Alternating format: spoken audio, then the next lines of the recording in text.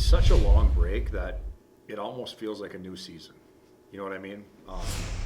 And it was great to get that game in. You know, I don't. It was probably a little different for Michigan Tech because they had played real games and then played exhibition. But for us, that was as real of a game as it gets, especially because of who the opponent was. You know, I think there was probably 40 very good minutes of hockey. I think the third period, I think, was a little sloppy because of the score both ways, but it served its purpose. It allowed us to play everybody. So some other guys got a chance to get in there, and you know, I think it was a chance for those guys to go in and either take ice or solidify that you know, we're playing the right players because you know they didn't perform. So it was very useful for us. And then when we talk about games 3 and 4 of the Capo Cup, I know you've talked about it before that this has almost become just as big of a rivalry as the Michigan Tech rivalry is. So Yeah. kind of leading up to those games, what does it mean to, you know, going in up, you know, 2-0 in the Capo Cup? Yeah, we got to go with the mindset 0-0, you know, because the way the series works is it's total goals, which I always thought was, like, if I was the grand poobah of the Capo Cup, it would be if you own the cup, the other team has to win 3 out of 4 games to get it back.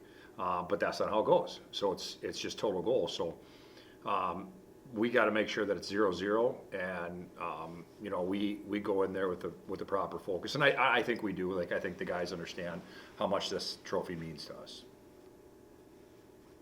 Yeah, how do you feel about your team heading into the second half of the season, just overall? You guys took that long break. It seems like you came back to that Michigan Tech game, like, really not looking like a team that had taken 25 days off. I thought Tech looked a little bit, you know, sloppier for a team that had been playing.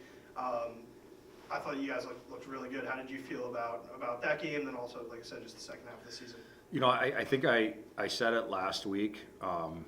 Teams that are standing at the end of the year, they go from at some point during the season being a club, a hockey club, to a team, and it feels like we're on that path right now. You know, and then it's fitting. Like, you know, you watch the national championship, and everything coming out of Michigan is how much they love each other and they love their players and they love their program. And we did it for Michigan, and we like that. That was when we've been good here. That's been our mantra. You know, and it kind of feels a little bit like that right now. That the guys are that break brought them closer. You know, they missed each other and it brought them closer, and you know, we just got to keep building on that. Yeah, and then going back to the Tech game as well, 3 different goaltenders got time. Stokes got in, got a few big saves. What was that like for you to be able to, you know, give him some playing time and let him get some confidence? Yeah, I really wanted to play him. You know, and I'm watching the pregame skate on Friday, and he's in the net, and I just am like, I skated up to Jimmy Spratt, who's one of our coaches, and he kind of is he works with the goalies. I said, he could play. I go, we can play him. And he goes, 100% you can. So it worked out, you know, that we were able to get him, you know, 10 minutes of ice. And he comes to work every day. He plays hard. He practices hard. He's a good student.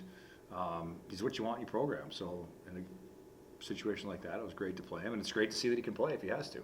Yeah, and it seemed like your team was really receptive of him. I was standing above in the media box, and they were freaking out every time he made a save, or you were really for the whole team. Does that kind of speak to the aspect you were talking about, where this team really is a close bonded team, and they're all rooting for each other? Yeah, no doubt. I mean, they wanted to go in there and play hard for Carson. Like, like I say, he's a great teammate. You know, he stays out late every day. Guys take breakaways on him. They take one-timers on him. Like, he's a great teammate. So, you know, it showed like the players that were in the game wanted to be great teammates back. And then, Coach, when we look at the matchup, Lake Superior State this week, what do you guys have to do to get the job done and come away with the Capo Cup, but also 6 points on the weekend? Yeah, their special teams are really good. Westcott's a really good player. Melbourne's a good player. Harry Waugh's a good player. Their goaltending's pretty good, and they play hard. So it's you got to skate through contact when you play them, because they're going to be. And here's what you can't do: you can't expect a penalty. You know, and maybe that should be called, but it's not. You can't call all of them. So they're a physical brand of hockey, and you have to be willing to skate through contact to be able to have success offensively. And that's been the story for us. Can we do that? and we did it here, and now, and we did it in the playoffs a couple years ago, and now it's not easy to do, but you got to be willing to do it. And then, Coach, last one for me. You had all three goalies play in the exhibition. Going into this one, it's kind of been a flip-flop of who's been between the pipes the first half of the season, but do you know, even with a couple days before game time, who's going to be in between the pipes? Yeah, Benny's going to play Friday. So, he kind of had a rocky little start, and then Charlie went in and played outstanding, and then Charlie kind of hit a couple rocky parts, and Benny kind of got his game back. So they've been playing off each other very well. But Benny's kind of right now in the driver's seat for that position. Building off of that last question, I think that what you're saying speaks to the depth of this team. I mean, at the goaltender position, you have depth there, and then even on, for front of the puck too, offense, defense. Can you speak a little bit to the depth and the options that you have heading into the late run here? Yeah, obviously we talked about the goalies. Both goalies have played key parts to our season so far and have had big wings for us. I do think that we're kind of finding some lines up front that play with a purpose. Not every line's going to be the same, but there's kind of a couple scoring lines, and then a grind line and a ground and pound line, and they're taking pride in that. We're still missing Mike Van Unen on the D-core. Getting him back is going to be important, but like Gustafsson Nyberg is kind of that second half of the year. You're not a freshman anymore. Once you've kind of played all those games, so he's taken a step. I think some of the other Colby Enns has really found his game. I think Josh looks like he's got light in his eyes again, and Gallagher's just a warrior, and so we have some guys with some experience. We have 11 seniors.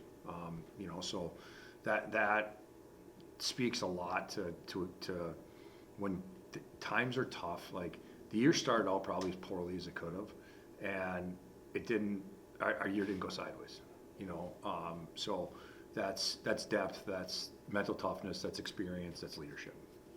And then finally here for me, Coach. You just mentioned you have 11 seniors. You got an older, veteran almost team. Last year, season didn't end the way anybody wanted to. You were able to make it all the way to CCHA championship. What are the goals heading into this season? Are you taking last year to kind of fuel yourself for this year, or where are you guys setting yourselves up for? Where would you like to be at the end of the year? Yeah, every year we're always, every decision we make, we're coaching for the end of the year, from the beginning of the year on. But I think some of that, whatever you want to call it, fuel or whatever you want to call it, I think it derailed us a little bit from that, thinking about that game, because every game we were trying to replay that game, to start the year. And it's like it's a completely new season. There's going to be completely new hurdles, completely new challenges. You just got to trust the process and keep getting better. I've never felt like it's, we got to do this and we got to do this and we got to do this, because you don't know which way the fork in the road is going to go, and you start putting all these expectations on yourselves. It's can only be detrimental, in my opinion. So we're just following the process and, win today, be great today.